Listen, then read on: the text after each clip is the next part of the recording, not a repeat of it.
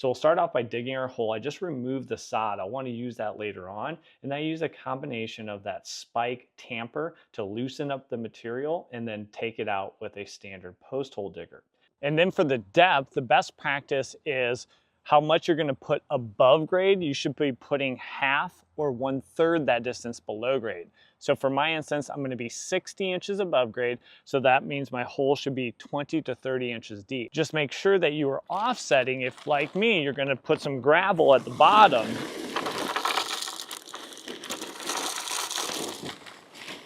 I like to put a couple inches down at the bottom and then just use the post to tamp that down.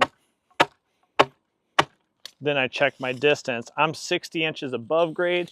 Now from the gravel, I'm at about 26 inches. So I'm right in the heart between that 20 to 30 inch, which is best practice. So now I'll go ahead and use a post level, which just frees up your hands and gives you a bubble level in both directions that we're gonna plumb things up. And then I'm using 1x2 stakes, 3 foot long, with screws already in, so I can just attach those quickly to the 4x4 post, sink 2 different stakes that will hold them.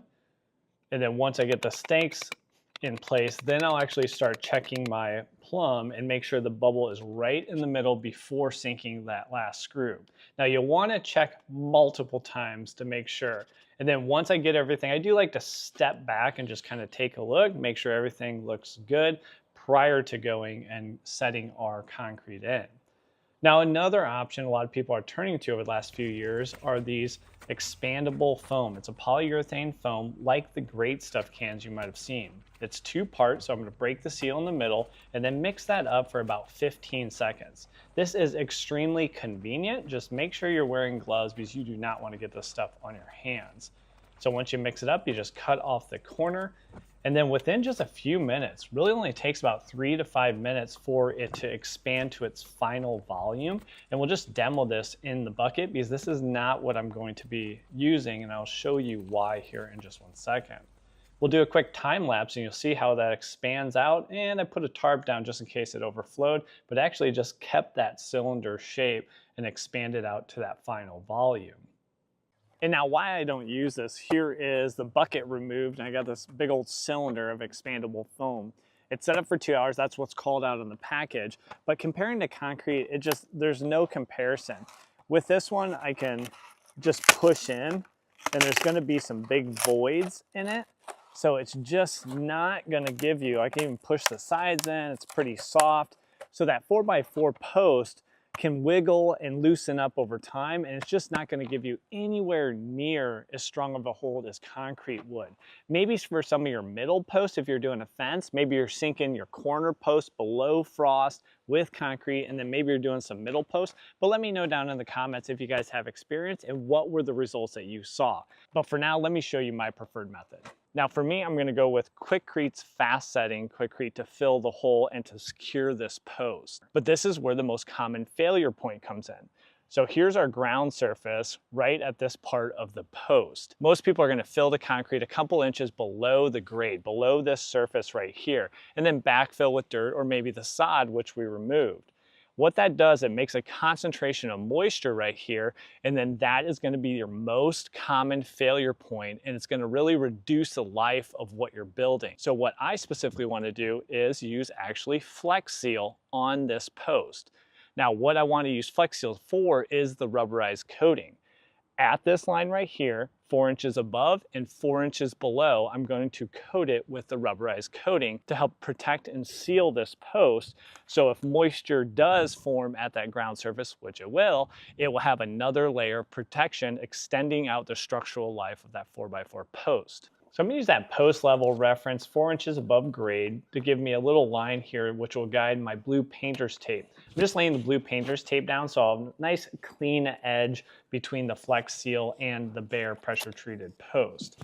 Once that's in place, then I'll just go ahead and spray on my coating, making sure I'm going below grade 3 to 4 inches as well as going up to that line. Then after 24 hours, letting the Flex Seal dry, I removed the tape and set 2 bags of the Quickcrete fast setting cement in the hole. If you're less than 30 inches deep, you can pour the water right on top and it calls out for 1 gallon per bag And I always question this. Does it actually pull all the way down through? So for you guys, I'm going to let it set up for 4 hours and then remove it to see what the actual results all the way down in the hole are. But for you guys, you'll backfill and also put back your sod, and we're not worried about that moisture because now we have the complete water seal from the Flex Seal at the top. So I'll just cut that sod right around the post, put everything back, and now our post is completely set in concrete, secure, and has the water barrier.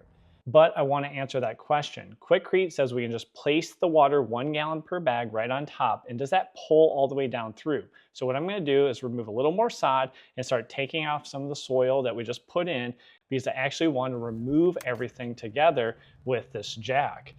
To do that, I'm going to actually put a little block on there and put 2 carriage bolts through this piece, and then that's what that farm jack is actually going to set under and help to pull the concrete out of the ground. How is this going to work? Not really sure, but I'm willing to give it a go to see how far down did that water soak in, how far down did that concrete set up? Was it the complete hole or only partially down the hole, which means we would adjust where we're putting the water. Maybe every bag of concrete we'd put water, opposed to just all at the end right on top.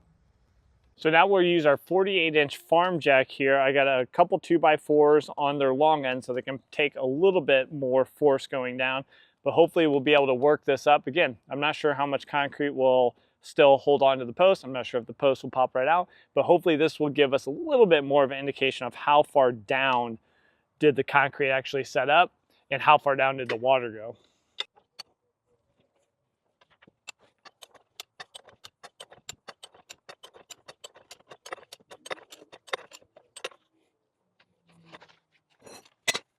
Well, good thing we tested this out, because it looks like this is confirming my suspicions.